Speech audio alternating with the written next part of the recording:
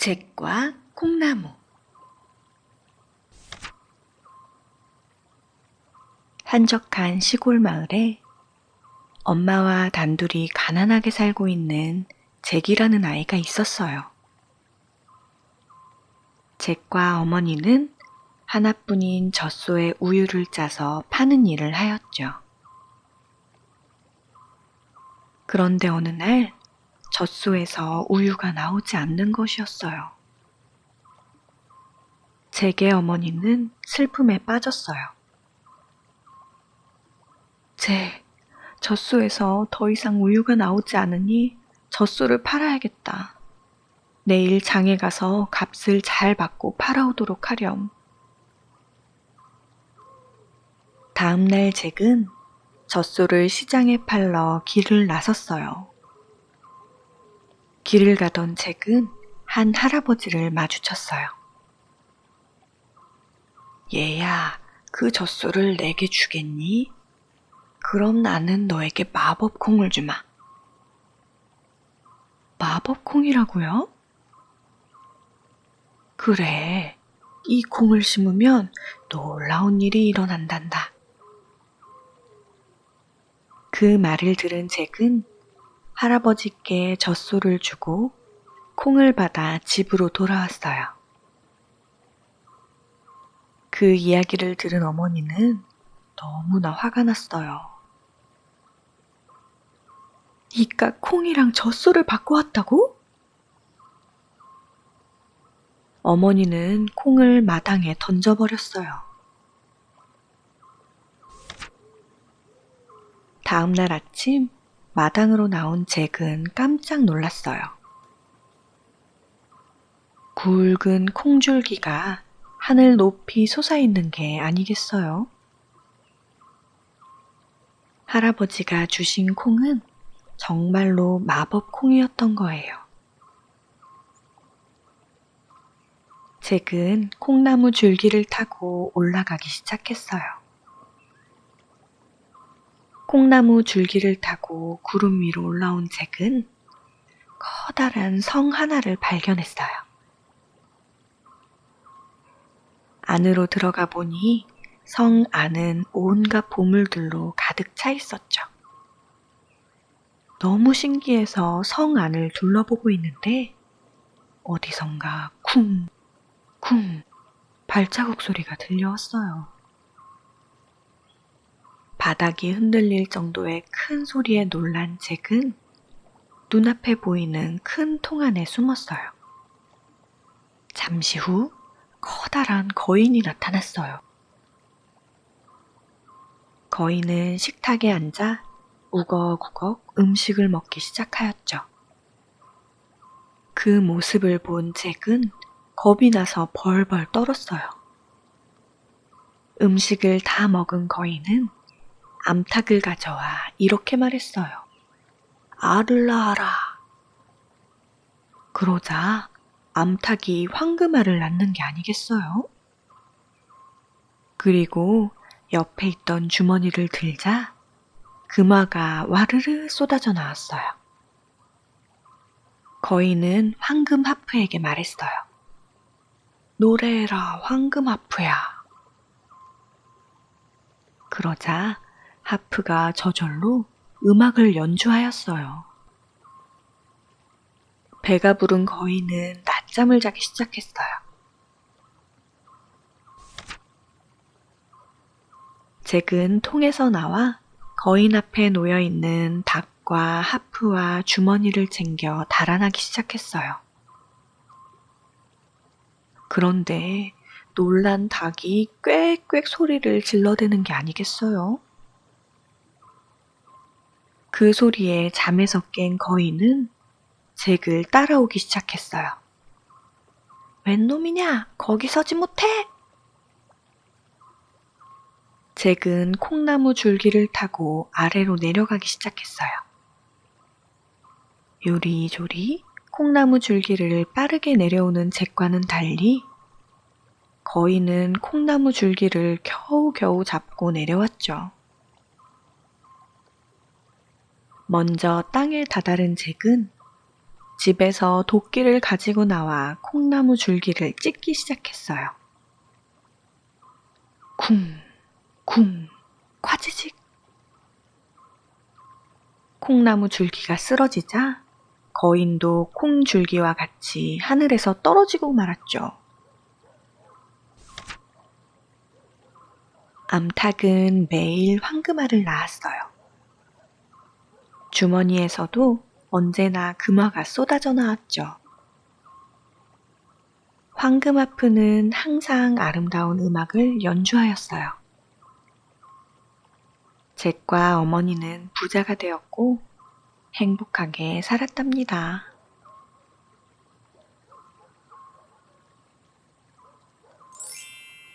빨간 부채, 파란 부채. 옛날 어느 마을에 가난한 노부부가 살았어요. 할머니와 할아버지는 매일매일 일을 하지 않으면 끼니를 굶을 정도로 가난했죠. 어느 더운 여름날, 할아버지는 산속에서 열심히 일을 하고 있었어요. 아이고, 덥다 더워. 조금만 쉬었다 일해야겠다. 할아버지가 나무 그늘 아래에서 잠시 쉬고 있을 때였어요. 풀숲 사이에 떨어져 있는 빨간 부채와 파란 부채를 발견했지요. 웬 부채가 여기 떨어져 있노? 마침 더운데 잘 됐다. 할아버지가 빨간 부채를 펼쳐 붙이기 시작하자 코가 쑥쑥 커져 방망이만큼 길어졌어요. 아이고, 이 코가 왜 이러는 거야? 할아버지는 너무 깜짝 놀란 나머지 반대 손에 있던 파란 부채를 붙이기 시작했어요. 그러자 길어졌던 코가 쑥쑥 줄어들었어요. 이거 그냥 부채가 아니라 신통방통한 요술 부채로구먼. 할아버지는 요술 부채를 들고 서둘러 집으로 갔어요. 때마침 마당에서 일하고 있는 할머니를 본 할아버지는 할머니를 놀래켜주고 싶었어요. 여기 숨어서 요렇게 빨간 부채를 붙이면 응? 아이고, 이 코가 왜 이랴? 내 코, 내 코. 할머니는 갑자기 쑥쑥 길어지는 코를 보고 깜짝 놀랐어요. 그럼 이쯤에서 다시 할머니 얼굴에 파란 부채를 붙이자 거짓말처럼 길어졌던 코가 쏙쏙 줄어들었어요. 응? 이게 대체 무슨 일이야? 도깨비들의 장난인가? 아이고 무셔라. 갑자기 잔꾀가 생각난 할아버지는 기뻐했어요. 요거 잘만 하면 큰 돈을 벌 수 있겠구먼. 할아버지는 그 마을에서 가장 큰 부자인 김영감 댁으로 갔어요. 아무도 모르게 살금살금 집 안으로 들어간 할아버지는 대청마루에 앉아 쉬고 있는 김영감 얼굴에 빨간 부채를 살랑살랑 붙였어요. 그러자 김영감의 코도 점점 길어졌어요. 아이고, 내 코가 왜 이러느냐? 그날로 김영감은 길어진 코 때문에 옮져 눕고 말았어요. 그 일이 있은 후 김영감은 자신의 코를 고쳐주는 사람에게는 재산의 반을 준다고 발표하였어요. 전국에서 유명하다는 의원들이며 무당, 심지어 스님도 기도를 드렸지만 김영감의 코는 조금도 줄어들지 않았어요. 점점 김영감이 시름시름 알아갈 때쯤이었어요. 영감님, 안에 계시오?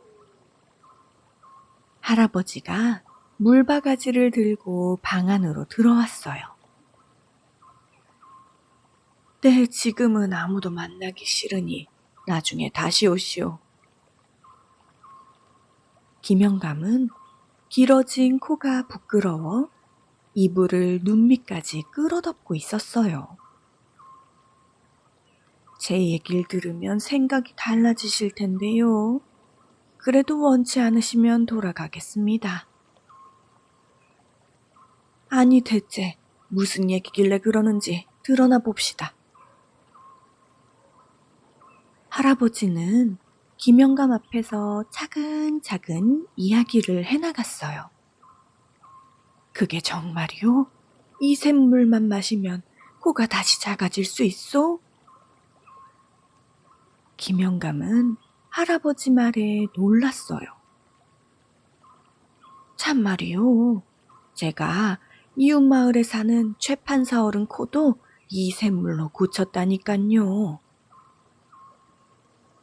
할아버지는 김영감에게 물바가지를 주고는 단숨에 다 마시라고 했어요. 바로 그때 할아버지가 옷소매에 몰래 숨겨온 파란 부채를 꺼내 붙여 김영감의 코를 원래대로 돌려놓았어요.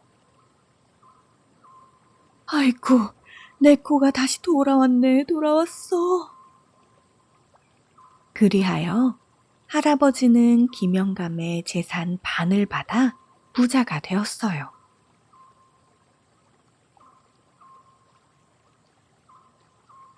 시간이 흘러 더 이상 일을 하지 않아도 되는 할아버지는 따분해지기 시작했어요. 이 코가 어디까지 길어질래나? 어디 한번 부채질 좀 해볼까? 할아버지는 빨간 부채를 꺼내 들고 붙이고 또 붙였어요. 허허허, 저 높이 하늘 위로 올라가는구만.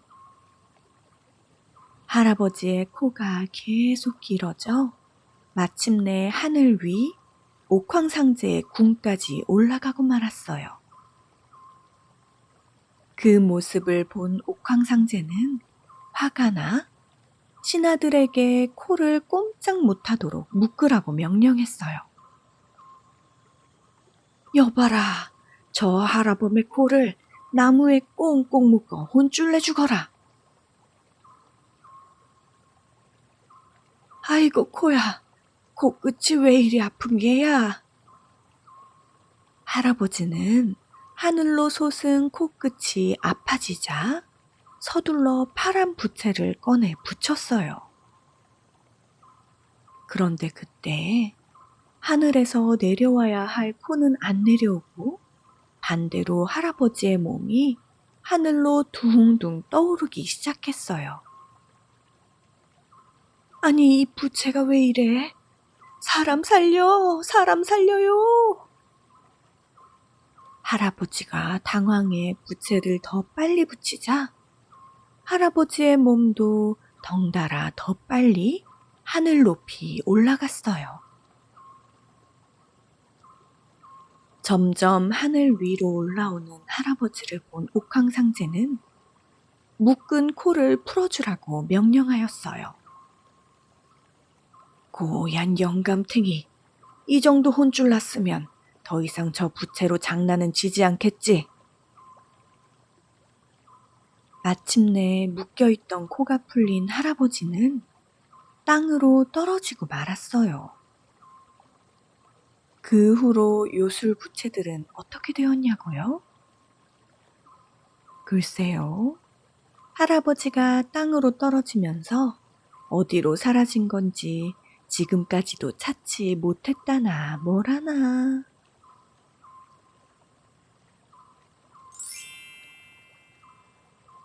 요술 맷돌.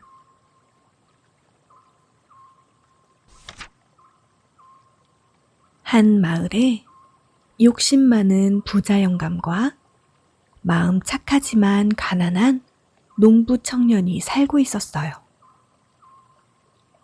하루는 허름한 옷을 입은 할아버지 한 분이 부자 영감 집에 가서 문을 두드렸어요.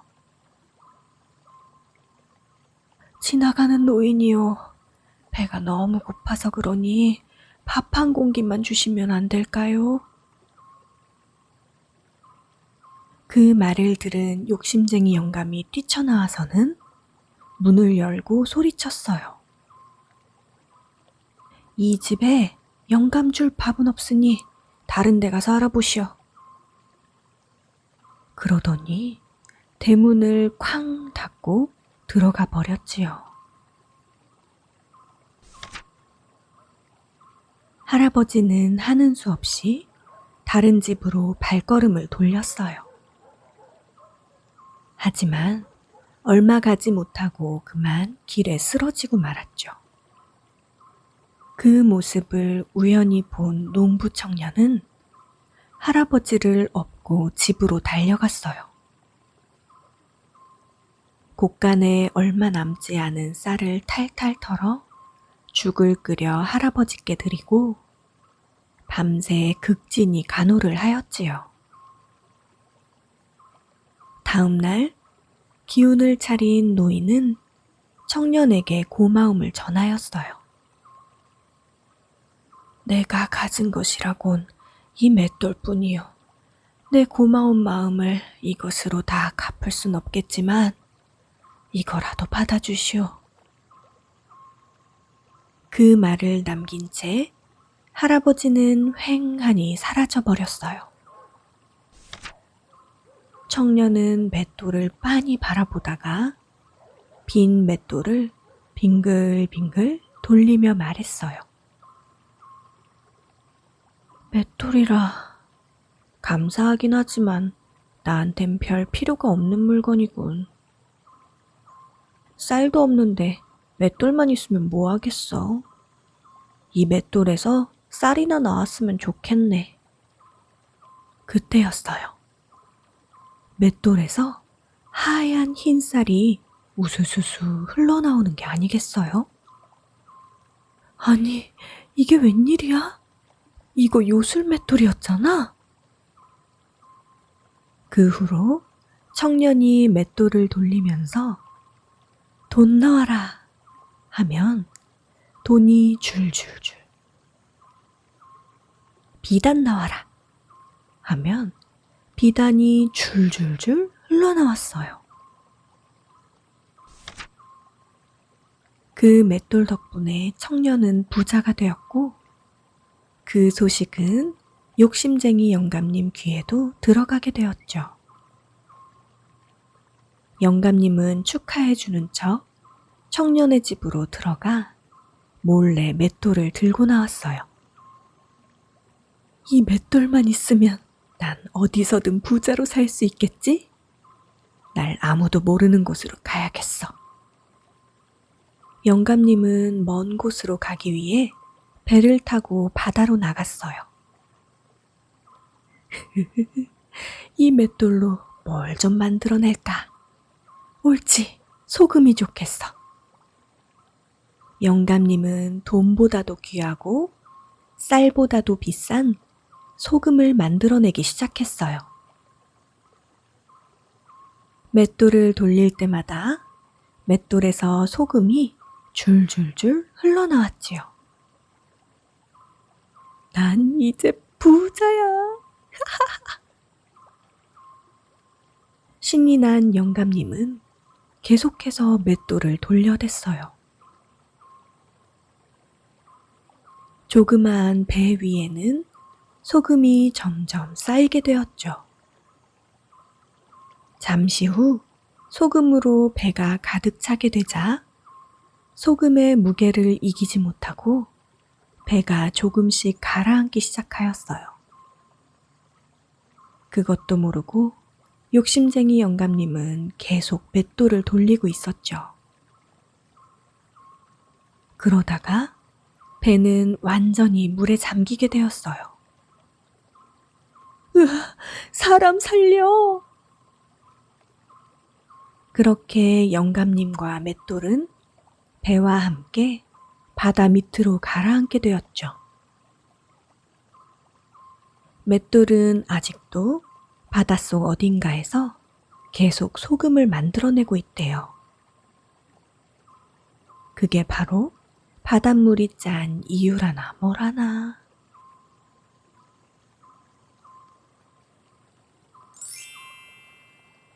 개구리 왕자.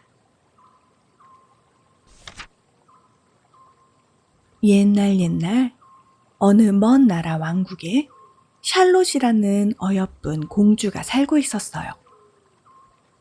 공주의 생일날 아버지가 말씀하셨어요.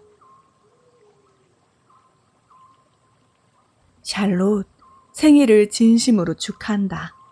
생일 선물이 마음에 들었으면 좋겠구나. 아바마마, 감사합니다. 공주는 기쁜 마음에 서둘러 선물 포장을 풀었어요. 그 안에는 번쩍번쩍 빛나는 황금 공이 있었지요. 우리 왕국에 대대로 내려오는 소중한 물건이니 잃어버리지 말고 잘 간직하거라. 어머, 예뻐라. 소중히 잘 가지고 다닐게요, 아바마마. 화창한 어느 날이었어요. 공주는 연못이 있는 정원에서 즐겁게 공놀이를 하며 놀고 있었어요. 콩콩, 하늘 높이 올라라 황금공아. 콩콩, 더 높이 올라라 황금공아. 하늘 높이 올라간 공이 햇빛에 반사되어 더욱 반짝거렸어요. 눈부셔. 그 순간 햇빛에 눈이 부셨던 공주는 그만 황금공을 연못에 빠뜨리고 말았어요. 내 공, 아바마마가 잃어버리지 말라고 하셨는데 어떡하면 좋아? 그때였어요.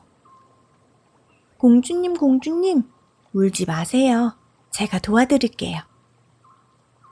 공주는 울음을 멈추고 주변을 두리번거렸어요. 누구세요? 어디에서 말하는 거죠?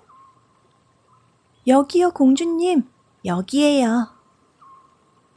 공주가 돌아본 그곳에는 작은 청개구리 한 마리가 있었어요. 개구리? 아니, 개구리가 어떻게 말을 하지? 제가 공주님 공을 연못에서 꺼내드릴게요. 대신 저와 친구가 되기로 약속해 주세요. 공주는 너무 놀라 말하는 개구리를 그저 바라만 보았어요. 네, 공주님, 약속해 주세요. 개구리가 재촉했어요. 그래, 알았어. 약속할게, 친구가 되기로. 그러니 어서 내 공을 찾아줘. 알겠어요. 조금만 기다려주세요. 개구리는 퐁당 연못 속으로 들어갔어요. 잠시 후 개구리는 황금공을 가지고 연못 밖으로 나왔어요. 자, 공주님, 공이요. 내 공. 공주는 황금공을 다시 찾아 기뻤어요. 이제 공주님은 저의 친구예요. 아셨죠? 하지만 공주는 그 약속을 지키기 싫었어요. 싫은데 저 끈적하고 축축한 피부도 싫고 기다란 혀도 싫고 쫙쫙 달라붙는 저 발바닥도 너무 싫어. 공주님? 공주님! 싫어, 싫다고! 공주는 공을 안고 도망가 버렸어요.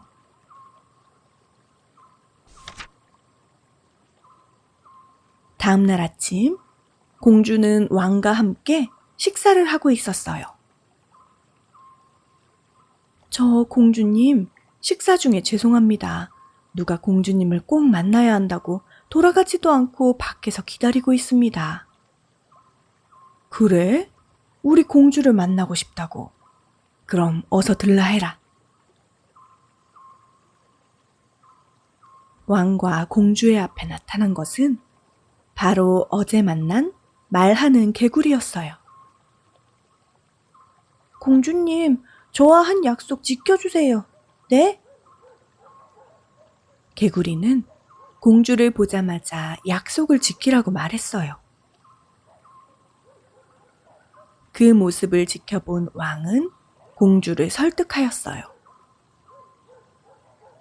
공주, 누구와 어떤 약속을 했든 그 약속은 꼭 지켜야 하는 거란다. 설사 개구리와 한 약속이라도 어기지 말고 지켜야 되는 거야. 그렇지만 공주는 개구리와의 약속을 지키기 싫었지만 아바마마의 말씀을 거역할 수가 없었어요. 네, 개구리와 친구할게요, 아바마마. 그렇게 공주와 친구가 된 개구리는 공주가 먹는 음식도 같이 나누어 먹었어요. 정말 맛있네요. 공주님도 많이 먹어요. 됐어. 너나 많이 먹으렴. 어허, 공주, 약속을 잘 지켜야지. 괜찮습니다, 폐하. 저는 이렇게 공주의 음식을 나누어 먹는 것만으로도 벌써 친한 친구가 된 것 같은걸요. 그래?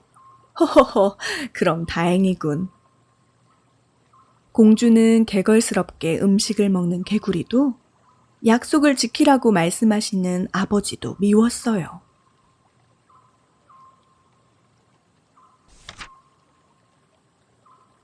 밤이 되자 개구리는 자기도 공주가 자는 침대에서 함께 자게 해달라고 말했어요.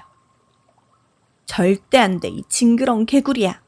오늘 하루 종일 같이 있는 것도 싫었는데 잠까지 같이 자자고? 당장 나가! 공주는 너무 화난 나머지 베개를 개구리에게 던지고 말았어요. 너무 세게 맞았는지 개구리가 쓰러지고 말았어요. 공주는 너무 놀라 개구리에게 달려갔어요. 개구리야, 괜찮아? 눈 좀 떠봐, 개구리야. 하지만 개구리는 전혀 움직이지 않았어요. 개구리야, 내가 잘못했어. 제발 눈 좀 떠봐. 공주는 개구리를 품에 안고 얼굴을 맞대며 엉엉 울었어요. 그때였어요. 공주님, 고개를 들어 저를 보세요. 응? 공주는 눈물을 훔치며 고개를 들었어요. 그런데 그곳에는 멋있는 왕자님이 서 있는 게 아니겠어요? 누구세요? 공주님, 저예요, 개구리. 사실 저는 먼 나라의 왕자였는데 나쁜 마녀의 마법에 걸려 개구리로 변해버렸어요. 그런데 아까 공주님의 눈물이 저의 마법을 풀어준 거예요. 네? 정말요? 그동안 못되게 굴어서 미안했어요. 개구리, 아니 왕자님. 괜찮아요, 공주님. 개구리였던 왕자와 공주는 그 후로 둘도 없는 친구가 되었고 결혼까지 하게 되어 행복하게 살았답니다.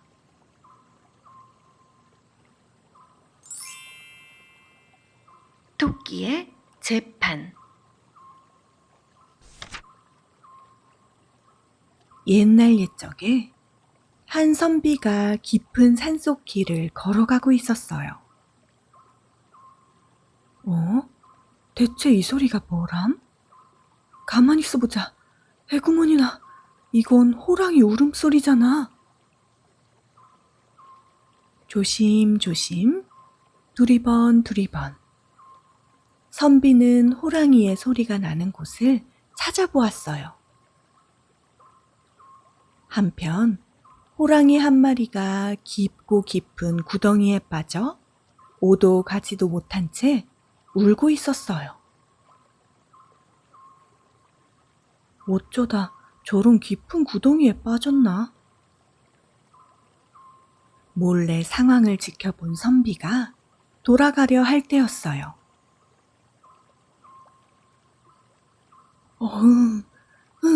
아이고 선비님, 제발 저 좀 구해주세요. 구해만 주시면 이 은혜는 절대 잊지 않겠습니다. 부디 이 불쌍한 저에게 자비를 베풀어 주세요. 네? 이런. 호랑이에게 들킨 선비는 난감했어요. 내가 너를 구해주면 뭘 해주겠느냐? 아이고, 뭐든 말만 하십시오. 다 하겠습니다. 좋다. 내 너를 구해주면 절대 나를 잡아먹어서는 안 된다. 알겠지? 당연하죠. 제 생명의 은인을 어찌 잡아먹는단 말입니까? 선비는 어디선가 기다란 통나무를 하나 가져와 구덩이에 떨어뜨렸어요. 저리 비켜보거라. 호랑이는 순식간에 나무를 타고 구덩이에서 빠져나왔어요. 난 이제 가던 길을 갈 터이니 2번 다신 구덩이에 빠지지 말거라. 잠깐. 호랑이는 선비의 앞을 가로막고 무시무시한 이빨을 드러내며 웃었어요. 내가 구덩이에 너무 오래 있었더니 배가 고프다. 그러니 내 밥이 되어줘야겠어. 뭐라고? 아까 한 약속과 틀리지 않느냐? 난 그런 약속한 적이 없다. 선비는 호랑이의 뻔뻔스러움에 그만 할 말을 잃었어요. 마침 황소 한 마리가 옆을 지나가고 있었어요. 잘됐다. 황소야, 내 얘기 좀 들어보렴. 선비는 황소에게 호랑이가 약속을 지키지 않는다고 하소연했어요. 그러자 황소는 콧김을 내뿜으며 약속? 그럼 인간들은 우리한테 힘든 일만 시키고 나중에 늙으면 우릴 잡아먹기까지 하는데 어떻게 인간들을 믿어? 인간들은 믿을 수 없어. 황소의 말에 선비는 더 난처해졌어요. 황소 말이 맞아. 인간들은 우리를 해치기만 하는데 왜 사람과 한 약속을 지켜야 하는 거지? 이 모습을 멀리서 지켜보고 있던 나무가 황소와 호랑이의 편을 들어주었어요. 그래 맞아. 사람들은 우리의 가지며 몸통이며 모두 베어가서 땔감으로 써버리잖아. 그러니 약속을 지킬 필요가 없지. 맞아. 주변에 있던 다른 나무들도 선비를 다그치기 시작했어요. 깡충깡충 토끼가 이들 앞으로 지나가고 있었어요. 궁지에 몰린 선비는 마지막으로 토끼에게 물었어요. 토끼야, 내가 호랑이랑 잡아먹지 않겠다는 약속을 받고 구덩이에서 구해줬는데 나오자마자 나를 잡아먹겠대. 약속을 어긴 호랑이가 나쁜 거 아니니? 호랑이가 어디서 어떻게 있었다고요? 토끼는 선비의 말을 듣고 다시 물었어요. 내가 구덩이에 빠져서 나오지 못하고 있었지. 네? 어떻게 빠져 있었는데요? 토끼는 아무것도 모른다는 듯 계속 물었어요. 아우, 참, 답답하긴. 내가 여기 이 구덩이에 이렇게 빠져 있었다니깐. 호랑이는 제 발로 다시 구덩이 속으로 들어갔어요. 아, 그렇게요. 그렇지. 이제 알았으니 날 좀 꺼내주거라. 하지만 토끼는 호랑이의 말을 들은 척 만척하더니 선비에게 다가갔어요. 선비님, 이제 저런 뻔뻔한 호랑이는 도와주지 마시고 어서 빨리 갈 길 가셔요.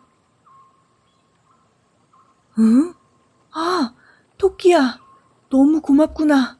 너의 지혜 덕분에 내가 목숨을 건졌어. 정말 고맙다, 토끼야.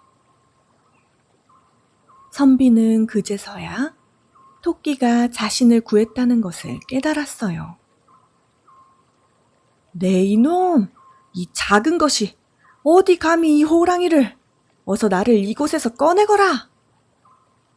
토끼에게 속은 호랑이는 화가 나 고래고래 소리쳤어요. 위대하신 호랑이님, 호랑이님 말씀대로 저는 너무 작아 구해드릴 수가 없으니 제가 어서 가서 구해줄 이를 찾아오겠습니다. 빨리 오너라, 이놈! 네. 토끼는 재빨리 저만치 뛰어 도망가고는 다시는 돌아오지 않았어요. 그 뒤로 호랑이는 어떻게 되었냐고요? 글쎄요. 아직도 깊고 깊은 구덩이 속에 있지 않을까요?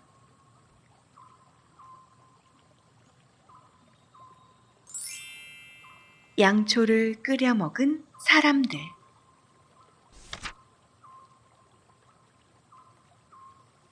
옛날 시골에 살던 돌쇠가 한양으로 구경을 왔어요. 때마침 시장에 간 돌쇠는 장 규모를 보고 깜짝 놀랐지요. 역시 한양은 다르구먼. 온갖 신기한 물건들도 많고 말이요. 그러다 돌쇠는 길고 곱게 뻗은 하얀 막대 끝에 불빛이 달려있는 것을 보았어요. 대체 이게 무슨 물건이래요? 이건 양초라는 걸세. 상점 주인은 양초에 대해 자세히 설명해 주었지요. 양초가 무척 마음에 든 돌쇠는 마을 사람들의 선물로 이걸 사가는 게 좋겠다고 생각했어요. 고향에 도착한 돌쇠는 마을 사람들 모두에게 양초를 나누어 주었지요. 자, 한양에서 사온 신기한 물건이여유. 이거 참 고맙구먼. 그런데 돌쇠가 너무 들뜬 나머지 양초 사용법을 알려주는 걸 깜빡했지 뭐예요. 다음 날 마을 사람들은 돌쇠가 준 양초 때문에 고민에 빠졌어요. 대체 어디다 쓰는 물건인지 도통 모르겠단 게. 나도 그려. 허옇고 딱딱하고 이 미끌거리는 것을 어디다 쓰는 건지. 이쑤실 때 쓰는 건가? 이 사람아, 이걸로 어찌 일을 쑤시남?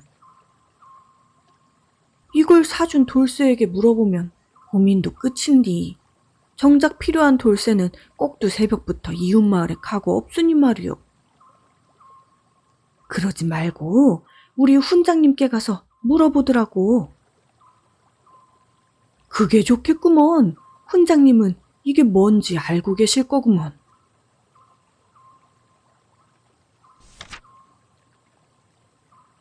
그렇게 마을 사람들은 훈장님 댁으로 갔어요.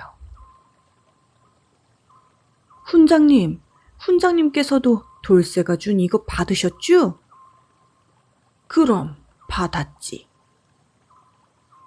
그럼 훈장님께서는 이걸 어디다 쓰는 건지 알고 계십니까요? 그럼 알고 있다마다. 사실 훈장님도 양초의 쓰임새를 전혀 모르고 계셨지만 체면 때문에 안다고 큰 소리 떵떵 치신 거였지요. 자네들, 뱅어라는 물고기도 모르나? 뱅어유? 그렇다네.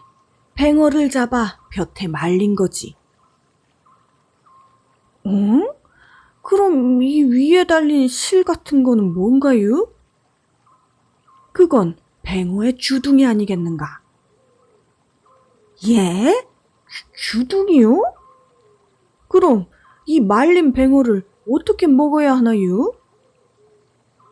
마을 사람들은 훈장님의 말에 귀를 기울이며 양초를 이리저리 살펴봤어요. 한양 사람들은 이걸 국으로 끓여 먹는다네. 그럼 몸에 기운이 펄펄 솟는다고 말이야. 그러면서 훈장님은 부인에게 국을 끓여 상에 내오라고 했지요. 길고 딱딱한 초를 탁탁 잘라 끓는 물에 넣고 소금을 톡톡, 간장을 주르륵, 마지막으로 휘휘 저어주면 촛국 완성이에요. 마침내 촛국을 받은 훈장님과 마을 사람들은 서로 먹길 꺼려했지요. 저 훈장님, 국에 둥둥 떠다니는 이 기름은 무엇이래요? 이 사람아, 이렇게 기름이 떠다니니 얼마나 몸에 좋은 국이겠는가. 두 말 말고 어서 먹세. 결국 마을 사람들과 훈장님은 한 수저 떠서 입에 넣었어요.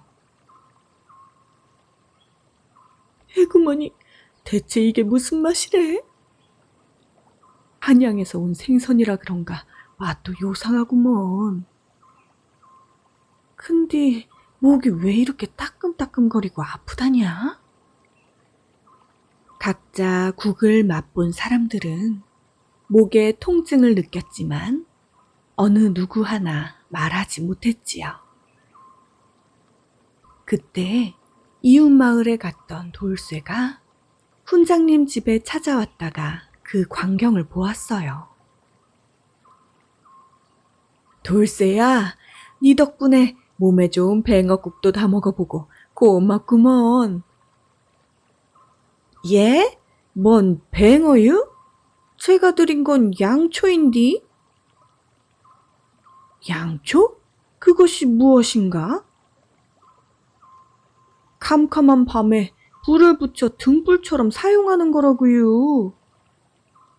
뭐라고? 불을? 돌쇠의 말에 모두들 야단이 났지요. 이를 어쩐담. 불 붙일 때 쓰는 건지도 모르고 끓여 먹었으니. 잠깐. 이거 우리 뱃속에서 이미 불 붙은 거 아니여? 뭐? 불? 그 말에 더 깜짝 놀란 훈장님은 쏜살같이 달려가며 말했어요. 이보게들, 일단 뱃속에 불부터 끄세나. 자, 어서 개울로 빨리 갑세.